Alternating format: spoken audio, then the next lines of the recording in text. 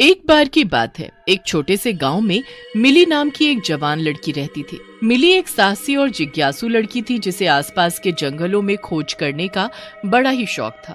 एक दिन मिली ने गांव के कुछ लोगों को पास के जंगल के बारे में कुछ कहते सुना। अरे भाई लोगों, क्या तुमने सुना उस पास वाले जंगल के बारे में? बहुत ही खतरनाक है वो। हाँ वही ना, कि उस जंगल में एक चुड़ैल रहती है जिसे सब मटके वाली चुड़ैल के नाम से जानते हैं। हाँ वही, वो मटके वाली चुड़ैल बहुत ही डरावनी है। सुना है उसके पास एक बहुत बड़ा सा मटका है, जो भी उस जंगल के नजदीक से गुजरता है उसे वो पकड़कर अपने मटके में बंद कर लेती है। गांव के लोगों की बात सुनकर मिली फौरन अपनी माँ के पास भागी चली जाती है उनसे चुड़ैल के बारे में और जानकारी लेने। माँ को जरूर पता होगा उस चुड़ैल के बारे में, मुझे और जानना है उस मटके वाली चुड़ैल के बारे में। जाकर पूछती हूँ माँ से। घर पहुँचकर, माँ जल्दी आओ इधर और मुझे उस मटके वाली चुड़ैल जो जंगल में रहती है उसके बारे में कुछ बताओ, मुझे जानना है, जल्दी बताओ। नहीं बताऊंगी, बिल्कुल भी नहीं बताऊंगी। मुझे पता है कि मेरी बेटी कैसी है, उसे तो हर वो चीज जानने की इच्छा होती है जो रहस्यमय और गजब होती है। इसके बारे में तुम अब कोई भी बात नहीं करोगी और न ही उस जंगल के आसपास भी जाओगी। माँ ने मिली को खूब डांट लगाई और उसे मना भी किया चुड़ैल के बारे में बात करने के लिए, पर वो तो मिली थी, कहाँ मानने वाली थी। इसलिए चुपचाप किसी को कुछ बताए बिना निकल पड़ती है जंगल की ओर, मटके वाली चुड़ैल के बारे में जानने। मिली को जंगल जाने से बिल्कुल भी डर नहीं लगता, बल्कि वो तो बहुत खुश थी। आज तो मैं उस मटके वाली चुड़ैल से मिले बिना नहीं जाऊंगी, चाहे वो मुझे खाई क्यों ना जाए। मैं किसी से नहीं डरती। कुछ दूर चलने के पश्चात मिली को एक टूटा फूटा खंडहर दिखाई देता है। मिली बड़ी ही जिज्ञासा के साथ उस खंडहर के अंदर घुस जाती है। तभी उसकी नजर एक बड़े से मटके पर पड़ती है। इतना बड़ा मटका! मैंने इतना बड़ा मटका आज तक नहीं देखा। किसने रखा होगा यहाँ? और इस मटके के अंदर आखिर क्या होगा? मुझे देखना है आखिर इस मटके के अंदर क्या है। क्या पता इसमें कोई खजाना वजाना हो। जैसे ही मिली एक कदम आगे बढ़ाती है, तभी मिली को मटके के अंदर से लोगों के चीखने और चिल्लाने की आवाजें सुनाई देने लगती हैं। इस मटके के अंदर से तो इंसानों के चीखने की आवाज आ रही है। इसका मतलब इस मटके के अंदर वो चुड़ैल इंसानों को पकड़कर बंद करती है। मुझे इन सबको बचाना होगा और इस मटके से बाहर निकालना होगा। मिली जैसे ही मटके के नजदीक जाती है, तभी पीछे से चुड़ैल आ जाती है। रुक जा लड़की, इस मटके को हाथ लगाने की जरा भी कोशिश मत करना।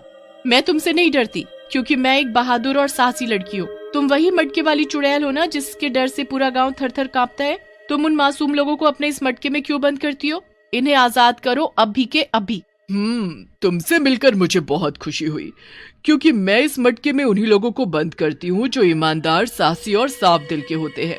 चुड़ैल की बात सुनते ही मिली कोने में रखा एक डंडा उठा लाती है और मटके को फोड़ने ही वाली होती है कि तभी चुड़ैल मिली का हाथ पकड़ लेती है और बड़े ही धीमी आवाज में मिली से बोलती है, मत फोड़ो इस मटके को। अगर तुमने इसे फोड़ दिया तो मुझे मिला हुआ श्राप कभी मुझ पर से नहीं उतरेगा। श्राप? कैसा श्राप? बताओ मुझे, तुम्हें श्राप कैसे मिला और किसने दिया तुम्हें श्राप? मुझे सब जानना है। मेरा नाम सुरभि है और ये कहानी सालों पहले की है। मैं भी तुम्हारी तरह एक साधारण लड़की हुआ करती थी। मैं बहुत शरारती थी।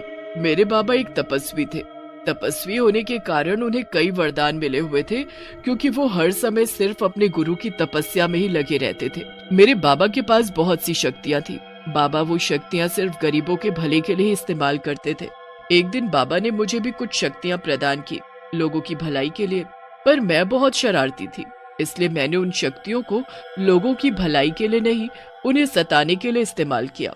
मैंने एक बहुत बड़ा सा मिट्टी का मटका बनाया और सालों पहले की बात। सुनो सुनो सुनो, जल्दी सब लोग सुनो, देखो मुझे क्या मिला है। मुझे खजाने से भरा एक मटका मिला है। खजाने से भरा मटका? कहाँ है, कहाँ है मटका? मुझे भी दिखाओ वो खजाने से भरा मटका।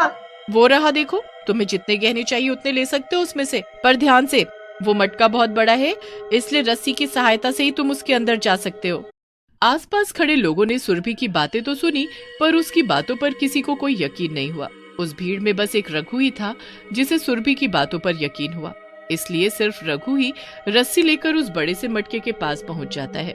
जैसे ही रघु रस्सी की सहायता से उस मटके के मुंह तक पहुंचता है, तभी सुरभि अपनी शक्ति का इस्तेमाल करती है और रघु को दूर से ही मटके में धक्का दे देती है।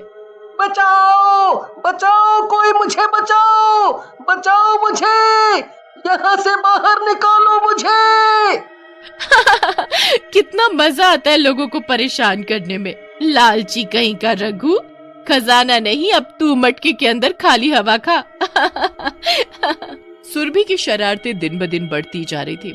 वो रोज किसी न किसी बहाने से लोगों को मटके के अंदर झांकने के लिए प्रेरित करती और उन पर अपना जादू करती और मटके में धक्का दे देती। भूखे प्यासे लोग तड़प तड़प कर उस मटके के अंदर ही अपना दम तोड़ देते। एक दिन मटके के अंदर से बहुत बदबू आने लगी क्योंकि उसके अंदर लोगों की लाशें सड़ रही थी। उसी दौरान सुरभि के बाबा को इसकी जानकारी हो गई। उन्होंने अपने मन की शक्ति से सब जान लिया जो सुरभि ने लोगों के साथ किया। सुरभि, ये तुमने क्या किया? तुमने मेरी दी हुई शक्तियों का दुरुपयोग किया।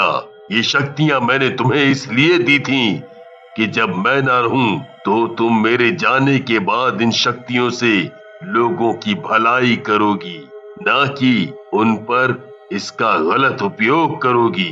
इसीलिए मैं तुम्हारी इस गलती की तुम्हें अभी सजा दूंगा। मैं तुम्हें श्राप देता हूँ, तुम जीवन भर चुड़ैल रूप में रहोगी। सुरभि तभी चुड़ैल में बदल जाती है। बाबा, बाबा मुझे माफ कर दो, मुझसे गलती हो गई। मुझे आप इतनी बड़ी सजा ना दे। मैं इस दुनिया में इस चुड़ैल के रूप में कैसे रहूंगी? मुझसे सभी लोग डरकर दूर भाग जाएंगे। बाबा, बाबा मुझे मेरी गलतियों का एहसास हो गया है। कृपया आप अपना श्राप वापस ले लीजिए। अब मैं कभी किसी को नुकसान नहीं पहुंचाऊंगी। बाबा, बाबा मैं आपकी बेटी हूँ। आपने मेरी माँ से वादा किया था उनके मरते वक्त कि आप मेरा ख्याल रखेंगे, मेरी रक्षा करेंगे। पत्नी की कही बात याद करके तपस्वी शांत हो जाता है और चुड़ैल से बोलता है, मैं अपना श्राप वापस तो नहीं ले सकता, पर कभी कोई ईमानदार, निडर और साहसी लड़की तुमसे टकराएगी और तुम्हारे बारे में सबको ये बताएगी कि तुम एक अच्छी चुड़ैल हो, तभी तुम्हारा ये श्राप टूट पाएगा।